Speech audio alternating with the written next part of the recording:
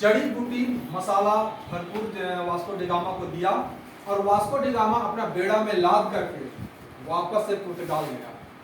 अब कहा जाता है कि जब वास्को डी गामा वहाँ पुर्तगाल जब गया और उस मसाले को बेचा, उसका आने में और जाने में जितना भी खर्च हुआ उससे 60 गुना अधिक पैसा वो कमा, 60 गुना बेच कर।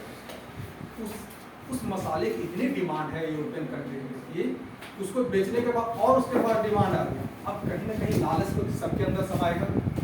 जब इनकम होगा, आप 1 रुपया लगाओगे और उससे आपको 60 रुपया इनकम होगा तो आपको चाहोगे व्यापार करना। तो इसी को देखते हुए वास्को डी गामा फिर वापस आया, फिर आया 1502 में, ठीक है। ठीक 4 साल के बाद 1498 के पास 1502 में वास्को डी गामा पुनः भारत आया, ठीक है।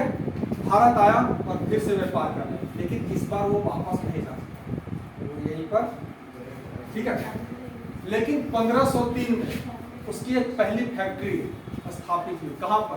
कोच्चि में, ठीक है। उसने कोच्चि में अपनी पहली फैक्ट्री, वहाँ के जो राजा थे जयमुरीन, उससे ऑर्डर लेकर के, उससे अनुरोध करके और वहाँ पर अपनी पहली फैक्ट्री स्थापित की। और 1505 में एक पहला गवर्नर, पुर्तगाली गवर्नर फ्रांसीसी डी अल्मीड़ा, ठीक है, वो पुर्तगाली गवर्नर बन के भारत आया, ठीक है। भारत आकर के अब वहाँ पर वो क्या किया कि पूरा अपना जो फैक्ट्री जो था कोच्चि में उसको एस्टैब्लिश किया और धीरे धीरे अपना फैक्ट्री को आगे बढ़ाता चला गया, ठीक है। 1503 से लेकर के चलता चला गया और वहाँ पर एक नीति अपना लगाया, ठीक है। उसके बाद आया फ्रांसिस्को डी अल्मीड़ा के बाद आया अल्बुकर्क, ठीक है। अल्बुकर्क आया और इन लोगों का मेन पॉलिसी यही था ना कि पूरा हिंद महासागर जो क्षेत्र है उस पर कब्जा करना उन लोगों का मेन मुद्दा था, ठीक है। अब आ करके धीरे धीरे जब देखिएगा आगे आते इस समय अल्मोड़ा ब्लू वाटर पॉलिसी चलाता है, ठीक है।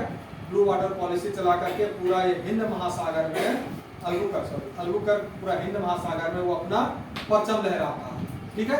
परचम लहराते हुए फिर आगे बढ़ते जाता है और धीरे धीरे फिर अल्बुकर्क के बाद मीनो डी कुन्हा आएगा। मीनो डी कुन्हा क्या करेगा कि ये सबको क्या बोलता है, जितने भी पुर्तगीज व्यक्ति जो थे वो कहता है कि भारतीय स्त्रियों से शादी करो, पूरा प्रोत्साहन करता है, आप शादी कर दीजिए।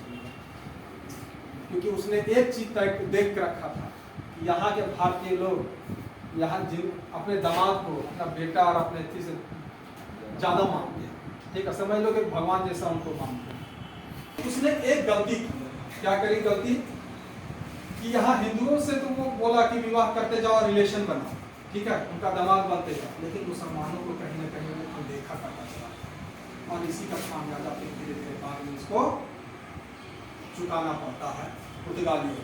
फिर धीरे धीरे क्या होता है कि पहले कोच्चिन के बाद फिर गोवा, ठीक है। गोवा के बाद फिर जाएगा कलकत्ता में भी वो अपना शहर बसाते हैं, मुंबई, ठीक है।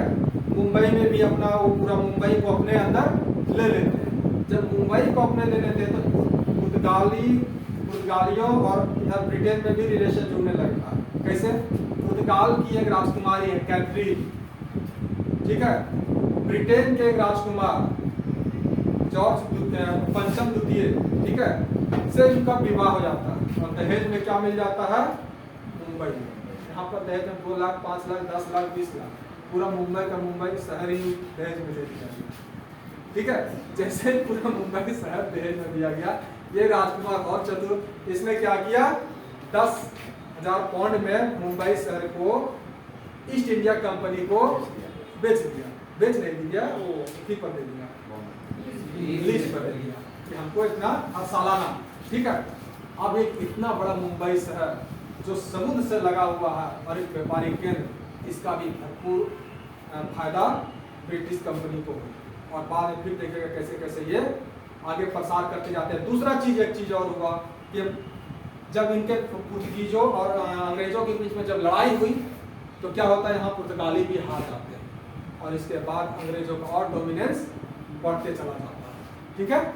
इसको आगे लिखते चले जाते हैं साथ ही साथ और कुछ आएगा पॉइंट्स इसमें हम और समझाते चले जाएंगे। ठीक है।